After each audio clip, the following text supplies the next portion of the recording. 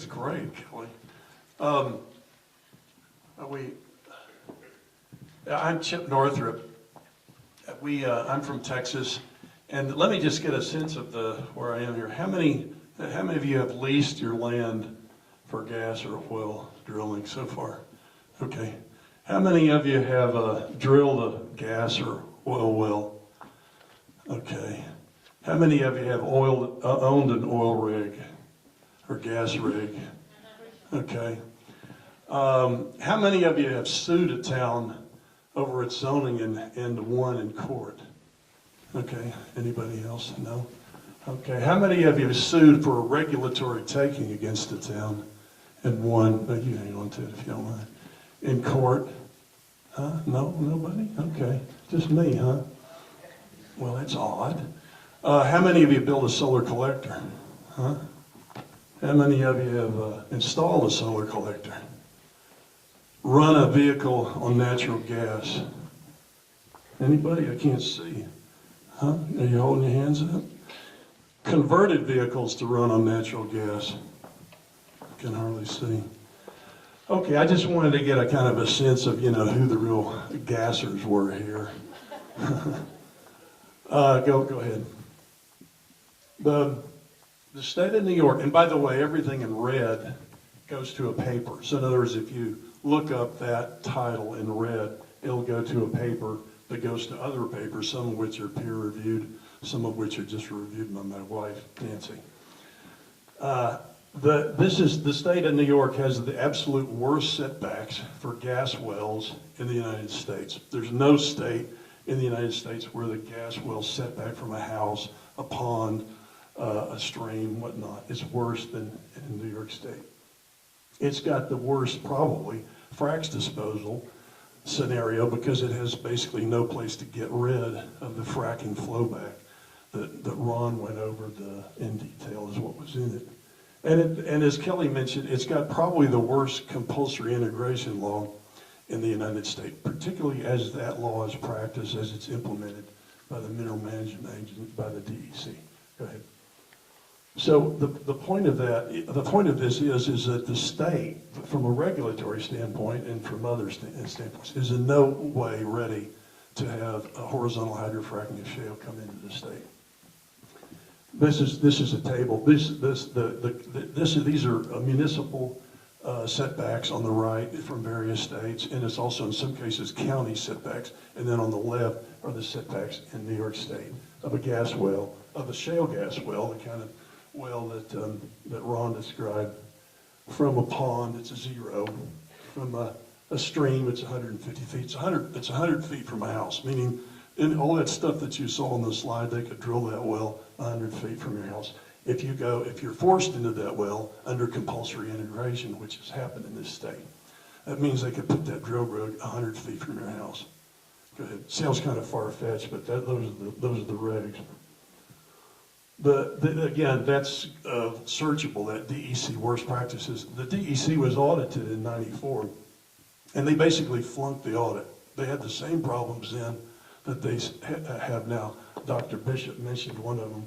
He didn't tell you how many inspectors there, but there's only about 15 of them for the whole state to take care of all these Texans and trucks. They went through this SCVFIGM over 3 iterations. They said 1,500 pages. The fact is that they have very few rules and regulations in this state. The SCVFIGM is just what it says. It's a generic impact statement. It's not hard rules and hard regulations. And as you saw on those setbacks, what they do have in terms of regulations are pretty sorry. The DEC is compromised because New York State is one of the few states where they combine both the regulatory or the environmental agency function with the well permitting function. In most states, that's separated. In other words, the state would have an environmental agency that would be looking after the environmental problems, and then they'd have a separate agency that would issue well permits. In Albany, it's sort of a one-stop shop. You just go pay somebody off, you get your well permit, and you go. That's a problem. Those functions should be bifurcated. Go ahead. This is both Ron and Kelly alluded to this. The industry's pretty good about coming in here and sort of bamboozling people. This is an old Halliburton slide. That's the Marcellus, that lower line, and then the upper line is aquifers, the depths of water. And what they'd say is, and I heard people say this for the first time 2 years ago, they said, well, you know, the shale is way down there and my well is real shallow up here, and so I'm safe because it's, you know, 4,000 feet or something between the shale and my water well. Well, what that graph doesn't show is that there's fissures between that shale and that water, and more importantly, once you drill the well, you've got a well bore between the shale and all the bad stuff that Ron listed down there and that water. So there's going to be communication between what's down there and what's on top. The other thing is that all the bad stuff either starts out up here, the frac fluid, the fracking flow back to come back to the well. So it's all going to end up on the surface anyway, where it can go into the water. This is, you know, I guess, I don't know if they even still do this, but this was sort of the big lie about 3 years ago, was that everybody's safe because the shale was way down there. Of course, they don't run trucks down there. Go. This is, again, you know, how gas wells leak. Look at that. There's a lot of studies on this, a lot of peer-reviewed papers. But most of the good information, a lot of it comes from the industry itself. And what happens, of course, is that when you drill this well bore, and, you know, Ron went through, sort of described how it happens, you basically have a big greasy hole, what's left. You send scrapers down there, you're trying to clean the well bore up, but basically the rock itself is pretty well greased up from the drilling mud and whatnot. You pour this, you set this casing, you pour cement to support the casing in there. The problem is that the cement on the outside of that casing does not stick to the rock. We know for sure it doesn't stick to the oily shale. It doesn't really stick very well to that greasy well bore. And so the problem that starts almost immediately is that the methane, the gas from shallow formations, doesn't have to be down the shale, starts to come up on the outside of that cement. And so basically you've created a leak, a big vent for whatever gas is down in the ground, right up into groundwater. And that's in fact what is happening over in Pennsylvania and what's not. You know, people say, well, you know, we have lots of shallow wells around here, blah, blah, blah, as Ron noted. The fact is if you produce from those shallow layers, you're creating a low pressure area. So you're actually taking the gas that's in those, that shallow producing zone, you're taking it up inside the pipe. If these shale wells, big holes, they're going to go right through that stuff. So what you're going to be left there is you're not going to be creating a low pressure area to pull that gas out of the shallow formation. You're going to be creating a situation where that gas will just vent up the outside of that outermost cement. Go ahead. By the way, stop that, go back, if you don't mind. The problem, frankly, this is not a big problem in some places. In a xeric environment, in a semi-arid environment, because the problem is it's going into shallow water well. If you don't have shallow water wells, like it shows in that picture, which of course you do here in New York, it's not so much of a problem because you're venting gas up into an area where you're not pumping water out of. That's basically what happens out in West Texas. It happens everywhere. So the real problem is are you drinking out of that shallow water well? And you know, in West Texas, that's not the case. Go. As this slide shows, this one's so bad I could have done it myself, is that and this is kind of hard for some people to believe, but out west, some of the, don't stop laughing, is that some of these wells, like the wells on our ranch, they're so deep that we're basically mining the water. In fact, that's what they call it. We're drinking water that's been down there since like the last ice age, and it tastes sort of like the last ice age, 10,000 to 20,000 years, literally. And the good news about that, other than the fact the water tastes like ice age water, is that it's not communicating with any well, certainly any gas well or oil well drilling in the area, because it's not being recharged from the surface. So whatever surface pollution that you'd have, like the stuff that Ron detailed chemistry-wise, it's not going to get into that into that water well, because we're drinking out of a formation that's basically separated, that's isolated, that's protected. And it's to a certain extent is the case. That's sort of the design conditions under which this technology was developed. Even up in the Barnett in Central Texas, the wells are typically deep enough so that it wouldn't have this communication with the surface that causes these problems in Pennsylvania and that would, play hell in New York State. That obviously that well in the middle of that quote dug well is the shallow wells that you have around here. Now this is a study, this is done up in Alberta, and basically on the far right, the problem is that horizontal shale wells are particularly prone or particularly able to mobilize methane, to mobilize gas out of those shallow formations. That bar on the right shows that of the two methodologies that he tested, wells up in, and this is about 2,200 wells tested positive, about 60% of them were shown to be mobilizing methane, meaning leaking. There's two testing methodologies, but the point is that the percentage of wells that do this over time literally could go over 50%. And in most of the studies, including a Schlumberger study, that is the case. These wells will in fact mobilize methane, meaning leak. They're not leaking from the inside per se. The casing, the cement around the casing is in fact the culprit. Go ahead. Now, as Kelly mentioned, New York is basically the only state, for all intents and purposes, that does where gas is tax exempt at the wellhead. Meaning, there is in other states there's a state tax. In some states, 7.5%, 7.4%, and Texas 15%, Alaska, where it's pretty stout. So the state does have no money in New York to do any kind of remediation, or to even to pay those 15 overworked staffers, at the DEC. Zero. The state has zero income from this activity directly.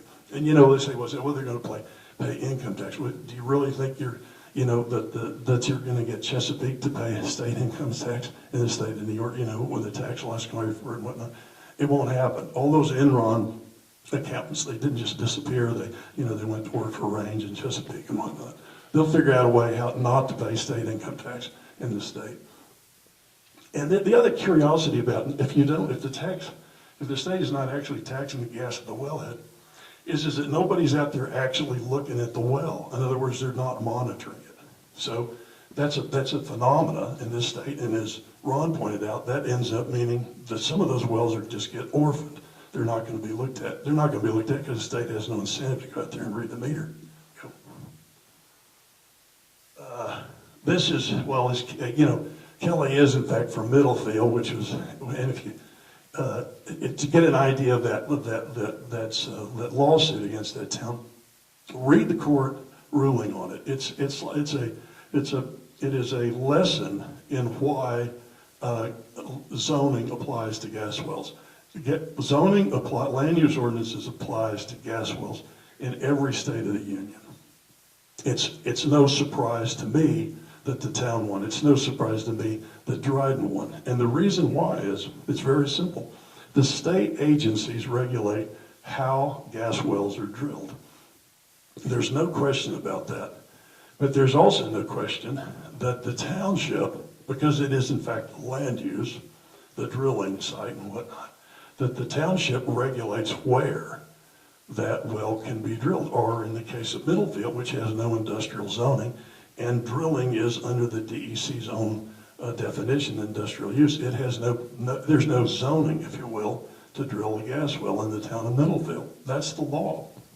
It's going to probably be upheld on appeal. You have some of these gas lobbyists running around saying that they won't, but none of them are from Texas, and none of them are from Colorado, because in Colorado and Texas, that's the law. The state regulates how, the towns regulate where. They also can regulate the setback. In other words, a town could have its own set of setbacks. If you don't like 100 feet from your house, you can make it 1,500 feet, which is what it is in Midland or Flower Mound or Grand Prairie. That's part of land use law. That's effective. That applies to gas wells just like anything else. Go ahead. Again, Frackonomics, look it up. There's a bunch of papers on it. Deborah Rogers has done some great papers, and God bless her, she picked up on that terminology. So if you look up that, you'll see papers on the economics, both the macro and the microeconomics of shale gas drilling.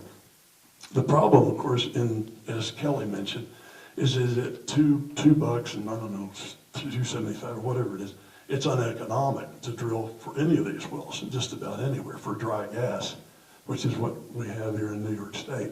And so if there's no, as she pointed out, if there's no gas well, there's no ad valorem taxes. These guys that go around and say, well, town's going to get $300,000 to $400,000 out of what well?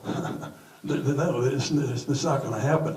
They may be citing a figure from 5 or 6 years ago, you know, at $9 an MCF, but no, the answer is zero. The ad valorem tax value, the property tax value in this town on a dry hole is zero. On a wildcat well, it's a zero. The number of jobs that'll be hired locally is zero if these are wildcat wells, which is what there probably will be if there's any. Go. This is an M&A firm did this. Came out in the Oil and Gas Journal about a year ago. This was that horizontal line was what was the price in MCF at the time is $4.50. The vertical lines are all the different shale plays. I think the Marcellus is. I'm blinded by these lights, but I think it's probably now the third or the fourth bar from the right. What those show is the total lifting cost, including lease, acquisition, and whatnot, of producing the gas. And the problem is at current prices, which that horizontal line would drop by about half, is none of those dry gas fields are economic. In other words, the Marcellus would have to be, with inflation, the price of gas would have to go to $4.50 or $5 before it'd be worth even bothering to drill a well for, you know, for economic purposes. Go. And then this, of course, is I think Kelly mentioned this. The SCVFIGM did a socioeconomic study.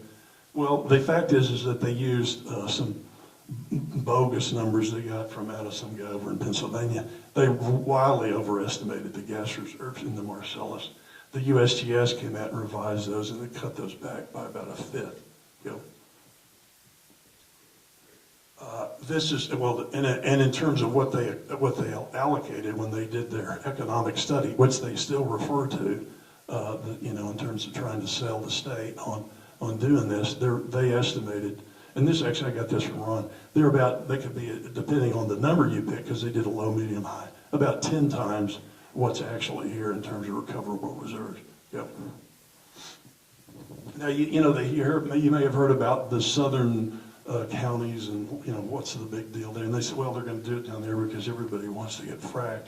Well, it's actually a little more straightforward than that. But the thing is that the Marcellus is a layer cake, and the best layer is the Union Springs, which is also named after a town, I found out. Surprise, there's a lack of originality amongst geologists. So that the heavy layer of that isopac, where it's yellow, orange, and then going up into the green, is thick enough, that layer, for them to basically productively produce. If you go north of that, which that's that horizontal line is the state line. So you go north of Brim County, Tioga, Chemung, whatnot. You get north of there, and the shale gets so thin, that at least that formation, that it's just not productive. So when you hear about, you know, the 5 fracking guinea pigs, it's because of that map right there, not because it really wants to get fracked down there. Go.